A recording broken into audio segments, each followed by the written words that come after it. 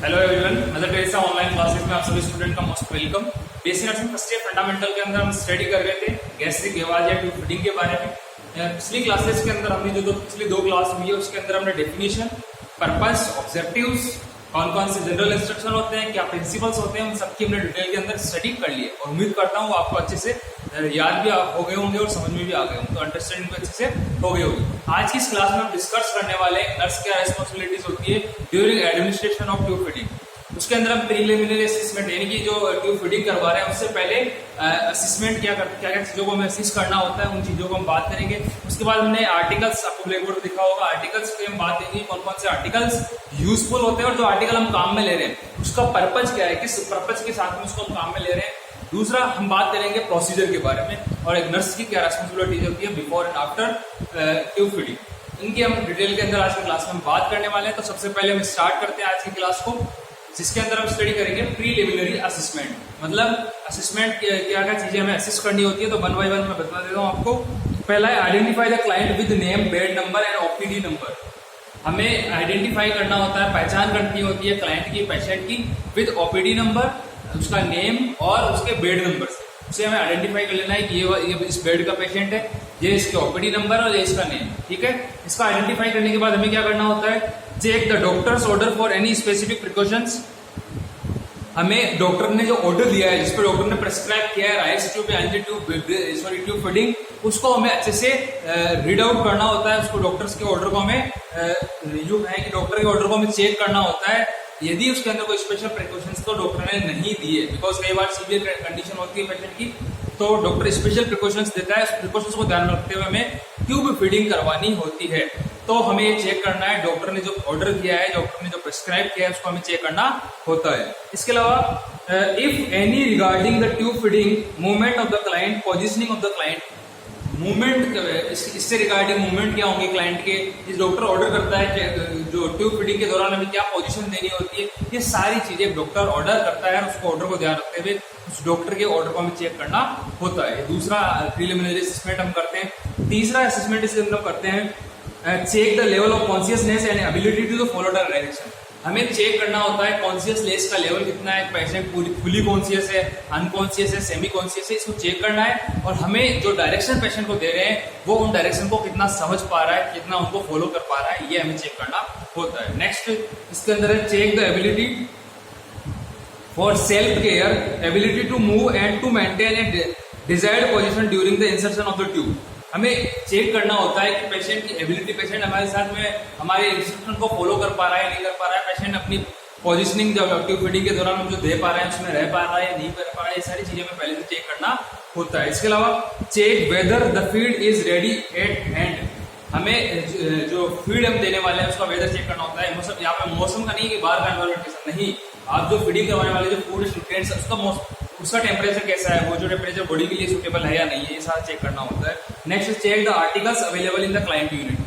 Client unit मतलब जिस unit के अंदर क्लाइंट का, जिस यूनिट मतलब हॉस्पिटल का ऐसा वार्ड जिसके अंदर आप ट्यूब फीडिंग करवाने वाले हैं, वहां पे सारे आर्टिकल्स इससे रिलेटेड वहां अवेलेबल है या नहीं है, सारा चेक हमें करना होता है। ये था प्रीलिमिनरी असेसमेंट के बारे में। अब हम बात करने वाले हैं आर्टिकल्स के बारे में, कौन कौन से आर्टिकल्स हम काम में लेते हैं। तो एक हम ट्रे काम में लेते हैं, एक ट्रे काम में लेते हैं, उसके अंदर कंटेनिंग मतलब उसके अंदर क्या क्या चीजें होती है उनकी हम बात करते हैं। Feeding cup with water, feeding cup with water, water के साथ में कप लेते हैं। वो कप क्या काम आता है, वो हमें बिफोर और आफ्टर ट्यूब फीडिंग हमें उसका माउथ वॉश करवाने के लिए काम में आता है, माउथ वॉश करवाने के लिए काम में आता है। तो दूसरा ये होगा किडनी ट्रे, ये हम काम में लेते हैं। किडनी ट्रे में आप समझते हो, जो माउथ वॉश करेगा तो वो जो पानी उसने लिया है, जो वाटर उसने अंदर लिया है, उसको वापस से तो निकालेगा, तो इसके अंदर किडनी ट्रे के अंदर। मैकिंटॉश एंड टॉवल, मैकिंटॉश आप सब जानते हैं, बेड मेकिंग के अंदर एक सीट होती है। बेड मेकिंग के अंदर आपने पढ़ लिया होगा मैकिंटॉश क्या होता है, एक सीट होती है मैकिंटॉश एंड टॉवल। और टॉवल हम काम में लेते हैं, ये क्यों काम में लेते हैं, तो इसका पर्पज इतना है कि उसके कपड़े वगैरह गंदे नहीं हो, ठीक है, उनको प्रिवेंट करने के लिए, उनको बचाने के लिए मैकिंटॉश और टॉवल काम में लेते हैं। फिर है cotton tipped applicators, cotton tipped applicators, cotton tipped मतलब डुबाया हुआ एप्लीकेटर्स। हमें ये क्यों लेते हैं, हम उसको वॉश करने के लिए लेते हैं। इसके लिए टू क्लीन द नोस्ट्रिल्स, हम नोस्ट्रिल्स को क्लीन करने के लिए काम में लेते हैं। कॉटन टिप्ड एप्लीकेटर क्या काम आता है, to clean the nostrils. Nostrils क्या होते हैं, यहाँ पे जो नथुने हैं नाक के, इनको, क्योंकि एनजी ट्यूब कहाँ से इंसर्ट करेंगे, नोज से, नोस्ट्रिल से होते हुए इसोफेगस से होते हुए स्टोमक में ले जानी होती है। तो हमें चेक करना होता है, नोस्ट्रिल को हमें क्लीन करना होता है, और उसको क्लीन करने के लिए हम कॉटन टिप एप्लीकेटर काम में लेते हैं। नेक्स्ट है सेलाइन सोडा बाइकार्ब सॉल्यूशन, सेलाइन या सोडा बाइकार्ब सॉल्यूशन हम काम में लेते हैं। इसके अलावा लेविन ट्यूब या राइस ट्यूब या एनजी ट्यूब, जो ट्यूब एंटर करवाते हैं उसको अलग अलग नेम्स होते हैं, और मार्केट में अलग अलग पर्पस के लिए अलग अलग ट्यूब्स है, जिसके अंदर आपका जनरली हम काम में लेते हैं वो राइस ट्यूब होती है, इसी का नाम एनजी ट्यूब होता है, नेजोगेस्ट्रिक ट्यूब होता है, और इसके अंदर एक ब्रांड आता है वो है लेवियन ट्यूब। ठीक है, आगे हम बात करने वाले हैं इन ए बाउल ऑफ आइस, एक आइस के बाउल के अंदर, मैंने कल आपको बताया था आइस के बाउल के अंदर इसको हमें रखना होता है। नेक्स्ट है लुब्रिकेंट्स, लुब्रिकेंट का मैंने बता दिया था, फ्रिक्शन को कम करने के लिए हम वाटर सोल्यूबल जेली काम में लेते हैं, जिसके अंदर ग्लिसरीन हो सकती है या लिक्विड पैराफिन हो सकती है, पैराफिन हो सकती है। ये क्यों काम में लेते हैं, यहाँ पे केमिकल्स वाटर सोल्यूबल जेली ही क्यों काम में लिया जा रहा है, यहाँ पे फैट सोल्यूबल जेली काम में क्यों नहीं ले सकते, बिकॉज केमिकल न्यूमोनिया होने के चांसेस होते हैं, ये हमने बात कर ली थी। नेक्स्ट हम बात करेंगे adhesive plaster and scissors. Adhesive मतलब चिपकाने वाला, एडेसिव का मतलब होता है चिपकना, है ना। तो एडेसिव प्लास्टर, प्लास्टर का मतलब ये नहीं है कि पूरा प्लास्टर बांधेंगे, नहीं, टेप जो अपन काम में लेते हैं, आपने देखा होगा कैनुला को अच्छे से फिक्स करने के लिए प्लास्टिक के टेप वगैरह आती है, माइक्रोफोर वगैरह आती है, वो हम काम में लेते हैं। तो एडेसिव प्लास्टर एंड सीजर्स, उसको कट करने के लिए सीजर हम काम में लेते हैं।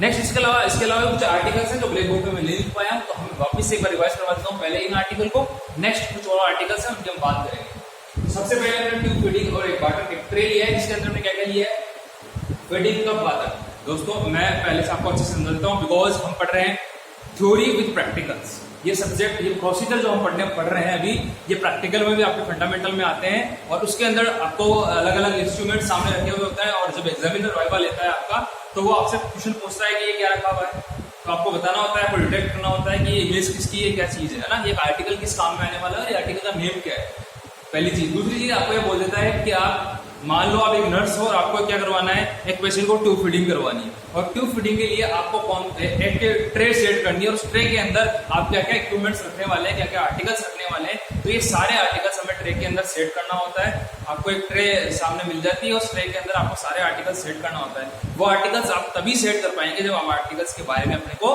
नॉलेज होगा, तो अच्छे से केयरफुली आप स्टडी करें। फिलिंग कप विद वाटर, हम एक वाटर का कप लेते हैं, दूसरा क्लीनिंग ट्रे हम लेते हैं, मैकिंटॉश एंड टॉवल लेते हैं, कॉटन टिप एप्लीकेटर जो नोस्ट्रिल्स को क्लीन करने का काम करता है, सेलाइन एंड सोडा बाइकार्बोनेट काम में लेते हैं, Ryle's tube, Levin tube in a bowl of ice, और लुब्रिकेट्स के लिए हम वाटर सोल्यूबल जेली या फिर हम ग्लिसरीन या लिक्विड पैराफिन काम में लेते हैं, एडेसिव प्लास्टर एंड सीजर्स। इनके अलावा और आर्टिकल्स होते हैं जो ब्लैक बोर्ड पे नहीं लिख पाया हूँ, वो आर्टिकल्स कौन कौन से हैं, तो उसके अंदर है आपका rag piece in a container to wipe the secretions, जो ओरल सिक्रेशंस होते हैं वो क्लीन करने के लिए रेग पीस काम में लेते हैं। इसके अलावा पेपर बैग काम में लेते हैं to collect the wastage. Paper bag क्यों काम में ले रहे हैं, जितने भी वेस्टेज होंगे उन वेस्टेज को एक जगह कलेक्ट करने के लिए पेपर बैग काम में लेते हैं। इसके अलावा आपके क्लीन सीरीज और a funnel in a tray, clean syringe, बिल्कुल सीरीज क्यों काम में लेते हैं, मैंने आपको बताया था, आप कंटेंट को एक्सपायरेट करते हैं, एयर पुश करते हैं, तो सीरीज हमें चाहिए। प्लस इसके साथ में दिया है funnel in a tray, gastric content को एक्सपायरेट करने के लिए और फीडिंग करवाने के लिए। अब ऐसा नहीं है कि आपने नेजोगेस्ट्रिक ट्यूब होती है, उसका डिस्टल एंड क्या होता है, बिल्कुल छोटा सा होता है ना, तो उस ट्यूब के अंदर आप डायरेक्ट खाना पहुंचा नहीं सकते। हम एक फनल, एक कीमा जो अपनी देसी लैंग्वेज में बोलते हैं कीमा, फनल है ना, तो वो हम काम में लेते हैं। कीप जिसको हिंदी में बोलते हैं शुद्ध वे के अंदर, या जिसको हम कीमा बोलते हैं, फनल हम उसको इंग्लिश में बोलते हैं, या मेडिकल लैंग्वेज में फनल बोलते हैं। उस फनल के अंदर क्या करते हैं, जो फूड या न्यूट्रिएंट्स हम बॉडी के अंदर एंटर करवाने वाले हैं ट्यूब फीडिंग के द्वारा, उसको हम उसमें डालते हैं और राइस ट्यूब पे होते हुए आपके बॉडी के अंदर चला जाता है। तो एक हम लंग काम में लेंगे, एक सीरीज काम में लेंगे। नेक्स्ट है a glass of feed in a bowl of warm water to give the feed in the body temperature. Body temperature तक फीडिंग करवाने के लिए वार्म वाटर एक ग्लास हम रखते हैं पानी का। A bowl with water to test the location of the tube. जब मैंने क्या बताया था, पानी के अंदर हम डुबाएंगे तो बुलबुले आएंगे ना, बुलबुले आ रहे हैं तो स्टोमक में प्रेजेंट नहीं है, कहाँ प्रेजेंट है, लंग्स के अंदर। तो इसको चेक करने के लिए हमें एक बाउल वाटर पानी का अलग से रखना होता है। नेक्स्ट है क्लैम का मतलब होता है, जैसे आपने सुना होगा अम्बिलिकल कॉर्ड और प्लेसेंटा नाम सुना होगा, तो उसको क्लैम्प करते हैं। क्लैम्प का मतलब होता है चटनी टाइप का आती है, क्लैम्प आप एग्जाम देख लेंगे। To clamp the tube to prevent leakage of gastric content. Gastric content आपने ट्यूब जो लगाई है उसको क्लैम्प करते हैं, मैंने बताया था पिच करते हैं जब वापस निकालते हैं तो, ताकि गैस्ट्रिक कंटेंट का बैक फ्लो नहीं हो, तो उसको हम क्लैम्प कर देते हैं ताकि आगे एयर पास आउट नहीं हो और गैस्ट्रिक कंटेंट का बैक फ्लो वापस से नहीं हो, तो क्लैम्प करने के लिए, ठीक है। इसके अलावा suction apparatus to clear the airway in case of unconscious and seriously inclined who vomits and aspirate the fluid into the respiratory tract. Suction apparatus, suction machine आती है, सक्शन कैथेटर के द्वारा हम सीक्रेशन को क्लीन करने का काम करते हैं।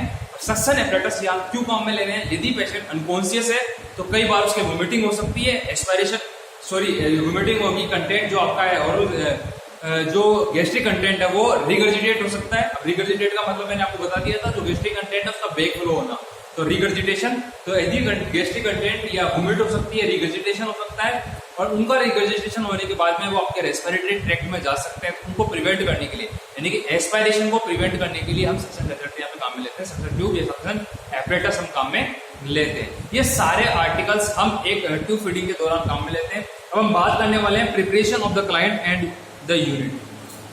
हम क्लाइंट को प्रिपेयर करेंगे और वहां की जो यूनिट है, यूनिट का मतलब जो वार्ड है, उसको हम प्रिपेयर करेंगे। उसके लिए प्रिपरेशन के लिए हमें क्या क्या इंस्ट्रक्शन ध्यान रखने होते हैं, क्या क्या चीजें रिक्वायरमेंट होती है। तो अब हम बात करेंगे preparation of the client and the unit. Preparation of the client and the unit, ठीक है। क्या क्या चीजें हमें रिक्वायर होती है, कैसे हम एक क्लाइंट को प्रिपेयर कर सकते हैं, क्या क्या यूनिट को कैसे प्रिपेयर करना होता है, इन चीजों के बारे में हम बात करने वाले हैं। तो बात करते हैं प्रिपरेशन ऑफ द क्लाइंट की। तो explain the procedure to the client if the client is conscious to gain his confidence and cooperation. ये लाइन पहले भी आप लोगों के पास में आ चुकी है इंस्ट्रक्शन के अंदर। तो हमें पेशेंट यदि कॉन्शियस है तो उसको पूरा प्रोसीजर एक्सप्लेन करना होता है ताकि उसका कॉन्फिडेंस बिल्डअप हो और वो कोऑपरेट कर सके हमारे साथ में, ठीक है। दूसरा, explain the sequence of procedure and explain how to the client can cooperate with you. हमें सीक्वेंस क्या, पहले हम सबसे पहले क्या करने वाले हैं, देन हम क्या करने वाले हैं, देन हम क्या करने वाले हैं, ये सीक्वेंस प्रोसीजर की हमें पेशेंट को एक्सप्लेन करनी होती है। और पेशेंट हमारे साथ कैसे कोऑपरेट करे उसके बारे में पेशेंट को पहले से बताना होता है। इस प्रोसीजर के अंदर जब हम प्रोसीजर की बात करेंगे तो आपको मैं बताऊंगा, हमें स्वेलो निगलना होता है, जो ओरल सेक्रेशन वो निकलना होता है, और उसे निकलने के दौरान ही हम क्या करते हैं, जो राइस ट्यूब है, जो एनजी ट्यूब है, लेविन ट्यूब, उसको हम एंटर करते हैं। यदि कहीं रेस्पिरेटरी में चल जाता है तो पेशेंट को कमिंग होती है, तो हमें उसको थोड़ा सा बैक फ्लो करके उसको विद होल्ड करना पड़ता है, रोकना पड़ता है। तो आगे दे रखा है प्रोवाइड प्राइवेसी, हमें प्राइवेसी मेंटेन रखनी होती है। ऐसे नहीं कि ये जो प्रोसीजर है, पेशेंट की बात जो चीजें हैं वो सारे दूसरे स्टाफ के साथ में आप एक्सप्लेन करो, नहीं, हमें पेशेंट को प्राइवेसी मेंटेन रखनी होती है। Provide a safe and comfortable position for the client if the general condition of the client permits. हमें एक कंफर्टेबल पोजीशन पेशेंट को प्रोवाइड करवानी होती है। इसके अंदर जो पोजीशन हम देते हैं वो देते हैं फाउलर पोजीशन। फाउलर पोजीशन का मतलब आप समझते हैं, पेशेंट बिल्कुल सुपाइन पोजीशन में लेटा हुआ और हेड थोड़ा सा एलिवेटेड रहता है, फाउलर पोजीशन हम देते हैं। Place the Macintosh and face towel across the chest and under the chin to protect the garments and bed linen. Bed linen मैंने बताया था, मैकिंटॉश ये टॉवल हम काम में लेते हैं। वो क्यों लेते हैं? बेड लिनन को, उनके गारमेंट्स जो है पेशेंट के, उनको प्रिवेंट किया जा सके किसी भी सिक्रेशन के वहां गिरने से। तो उनको बचाने के लिए हमें मैकिंटॉश को क्या करना होता है, पेशेंट के ऊपर रैप करना होता है, प्लेस यानी रखना होता है the mackintosh and face towel across the chest, chest के ऊपर, and under the chin, chin के नीचे, ठीक है। यहाँ से अपन क्या कर देते हैं, पूरे मैकिंटॉश को, टॉवल को हमें रखना होता है, ठीक है, ताकि जो बेड लिनन है वो खराब नहीं हो, पेशेंट के गारमेंट्स खराब नहीं। आगे दे रखा है allow the client to adjust the kidney tray according to his convenience to keep the kidney tray next to the client ready to be use in the vomits. Kidney tray का मैंने बता दिया था, या तो पेशेंट को कोई vomiting वगैरह हो रही है तो पेशेंट को अपने हिसाब से किडनी ट्रे को पेशेंट अपने पास में कहीं भी रख सकता है। जब भी वोमिट्स आती है तो किडनी ट्रे के अंदर वो वोमिट कर पाए, अपने सिक्रेशंस को वहां पे निकाल पाए। या कई बार पेशेंट, मैंने बता दिया आपको, क्या करते हैं, सबसे पहले वाटर किया है तो हम क्या करते हैं, बिफोर और आफ्टर फीडिंग हम क्या करवाते हैं, पेशेंट को माउथ वॉश करते हैं। तो उसको जो सिक्रेशन है, जो ओरल हमने माउथ में वाटर लिया है, उसको वापस से जो हम एक्सपेल आउट करते हैं, उसको क्या करेंगे, किडनी ट्रे के अंदर करते हैं। इसलिए किडनी ट्रे हम पेशेंट को बोल देते हैं कि आप अपने पास अपनी सुविधा के हिसाब से रख लीजिए जहां भी आप रखना चाहते हो। रिमूव द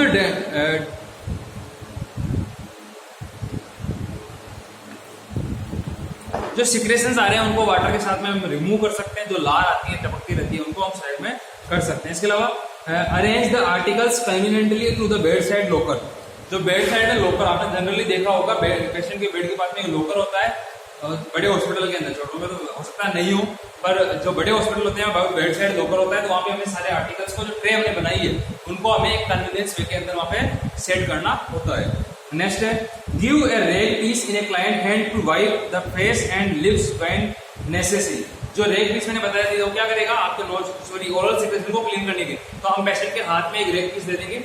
रेग पीस वही होता है टिश्यू पेपर, हाँ, तो वो हम पेशेंट को दे देते हैं ताकि पेशेंट अपने सिक्रेशंस को अपने फेस को बार बार क्लीन करता रहे जब उसे आवश्यकता हो, जब उसे नेसेसिटी हो, जब उसे सेंसिटिविटी हो, तो पेशेंट अपने जो सिक्रेशंस है उनको अपने फेस को क्लीन करता रहे, इसलिए हम एक पीस पेशेंट को दे देते हैं। इसके अलावा दे रखा है give a mouth wash and help him to clean the teeth. हम पेशेंट को क्या करेंगे, गिव माउथ वॉश देंगे और पेशेंट को अपने टीथ को क्लीन करने के लिए बोलेंगे। कब बोलेंगे, फीडिंग से पहले। Clean the nostrils if there is secretion or crust formation using swab stick dipped in saline और सोडा बाइकार्बोन।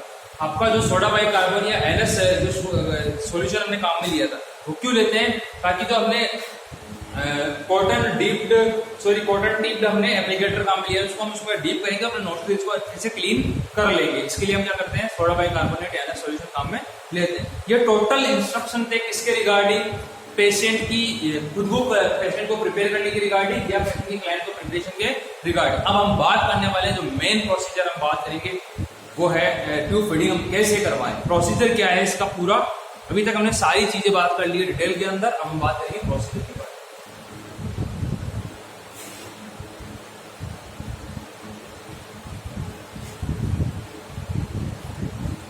क्या इसका प्रोसीजर होता है, बात करते हैं one by one.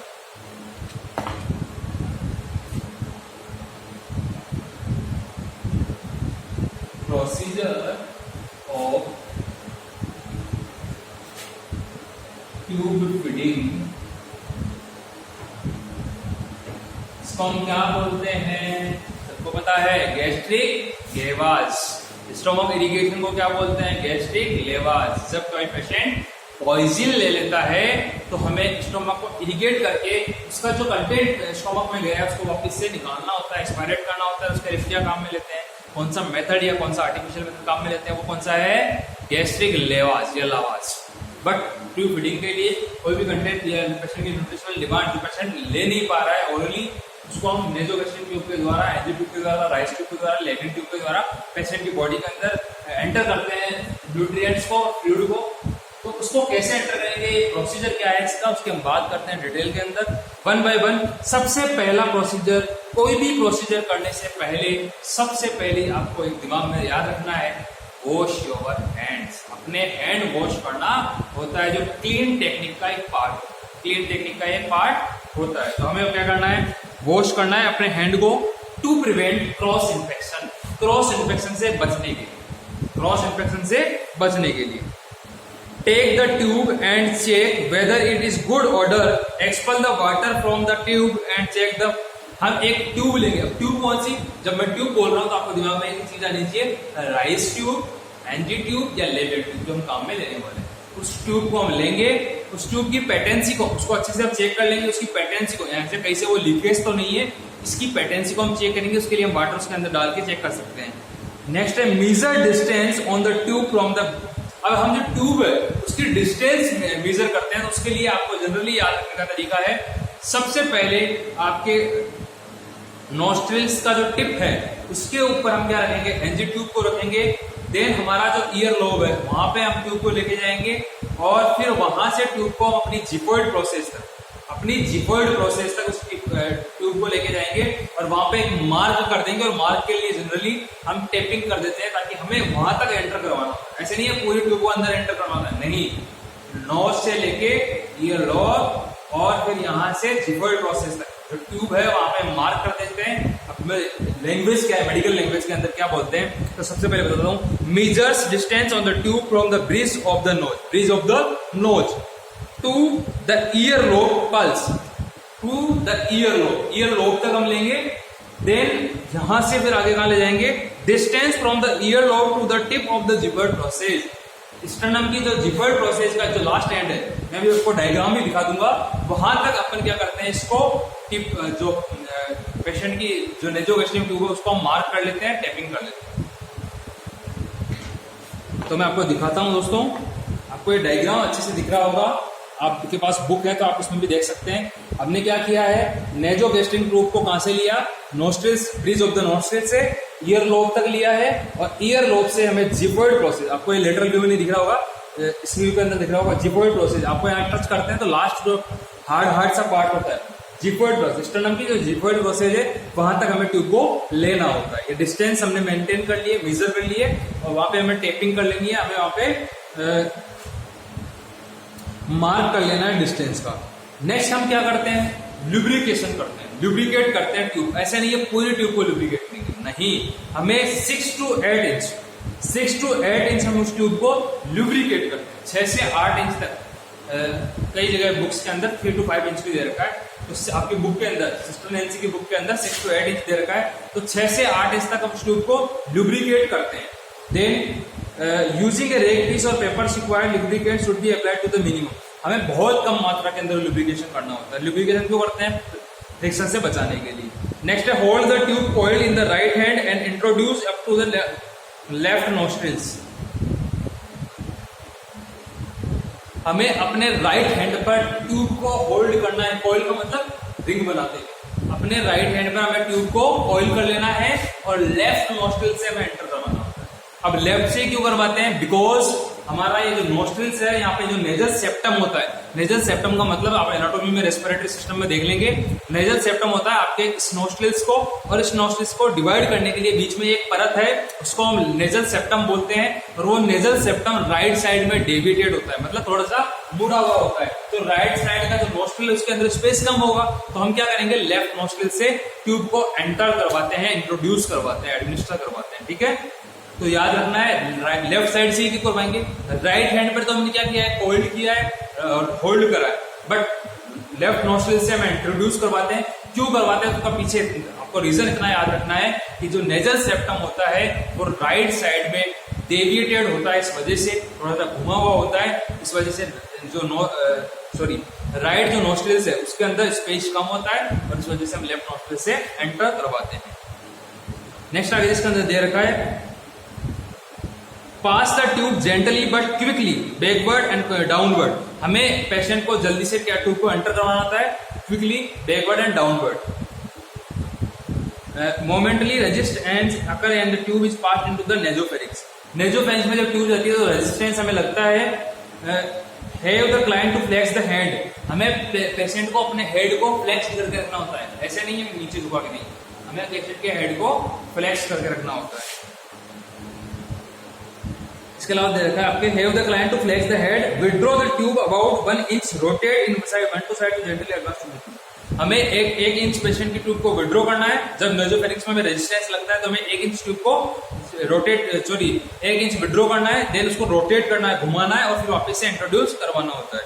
When the tube reaches the pharynx, nasopharynx से ट्यूब कहाँ पहुंच गई है, फेरिंक्स के अंदर।